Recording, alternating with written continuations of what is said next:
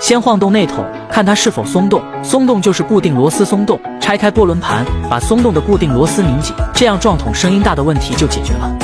2. 洗衣机出水慢怎么办？首先关闭水龙头，拧开进水管，拔出过滤筛，已经被脏东西堵塞得很严重了，只需用清水冲洗干净，原样装回，这样水流就正常了。3. 洗衣机不洗涤，还出现1、2报警声怎么办？首先拔掉电源，拿掉顶盖，这里是门开关，用砂纸打磨几下，这样就可以正常洗涤了。4. 洗衣机一边进水一边排水，维修师傅最不想告诉你的小秘密，先放倒洗衣机，拿掉挡板，拧开排水组件，把里面的堵塞物清理干净就好了。5. 首先关掉电源，拧开4个角固定螺丝，打开上盖，注意保护好两边的水管电线，取走平衡挡板，拿出波轮盘，拧开内筒固定螺丝，取出内筒，可以看出里面滋生了大量细菌螨虫，仔细清洗内筒壁，刷洗干净。内筒清洗干净后，我们原样装回就可以了。没学